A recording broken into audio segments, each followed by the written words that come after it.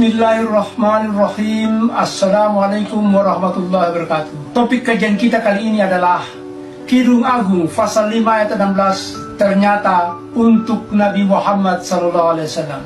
Pemirsa, kembali lagi Pendeta Esra Soru dengan ciri khasnya menyangkal nubuat kenabian Muhammad SAW dalam Kidung Agung pasal 5 ayat 16. Saksikan pernyataannya. Nah, mari kita simak Kidung Agung 5:16 bunyinya. Kata-katanya manis semata-mata, segala sesuatu padanya menarik. Demikianlah kekasihku, demikianlah temanku, hai putri-putri Yerusalem. Ada Muhammad di situ? Ya? Kalau lihat di Alkitab Indonesia tidak ada. Kemudian pemirsa, Pak Esra Soru membaca teks bahasa Ibrani-nya. Wakol Mahmadim. Pak Esra, Kidung Agung pasal 5 ayat 10-16 adalah deskripsi seseorang. Itu jelas. Ketika deskripsi ini dijelaskan dari ayat 10-15, akhirnya pribadi tersebut disimpulkan di ayat 16. Ternyata namanya disebut dalam bahasa Inggris, He is Muhammad, Fikulo Muhammadim. Dia adalah Muhammad yang mulia. Dalam bahasa Ibrani disebut siapa, Pak Esra? Wakol Mahmadim. Apa? Wakol Mahmadim.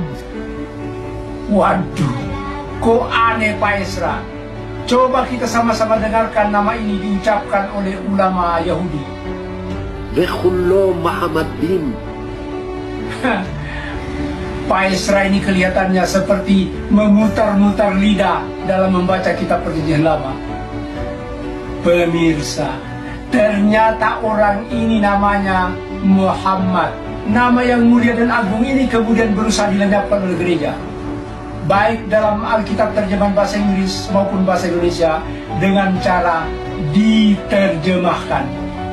Dan benar, nama Nabi Muhammad SAW pun lenyap bah di dalam bumi. Pemirsa, apa yang terjadi ketika nama?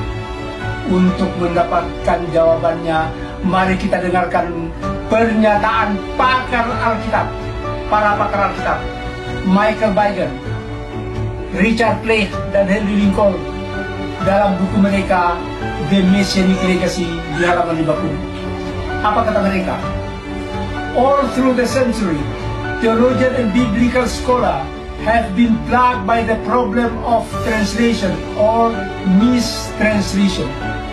By the time a name, a word, a phrase, a sentence, a statement have passed from spoken Hebrew or Aramaic to written Greek, to written Latin, and then to one or another modern language,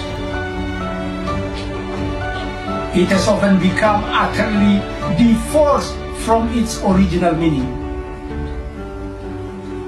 Beratus-ratus tahun, para agamawan dan ilmuwan Alkitab terkendala oleh problem salah terjemah.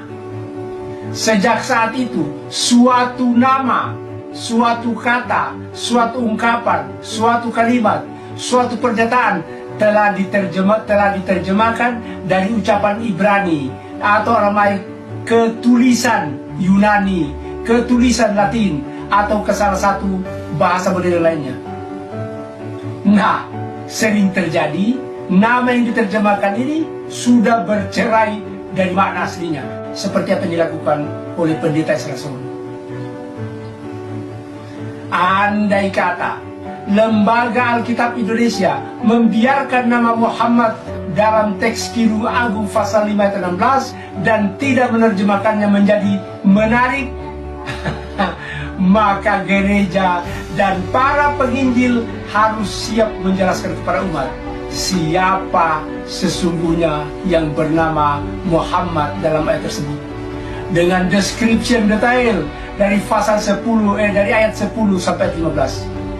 Pemirsa, kecurangan para penerjemah teks Alkitab dengan menerjemahkan nama orang dimaksud untuk menghilangkan bukti-bukti yang dapat mengancam keimanan mereka.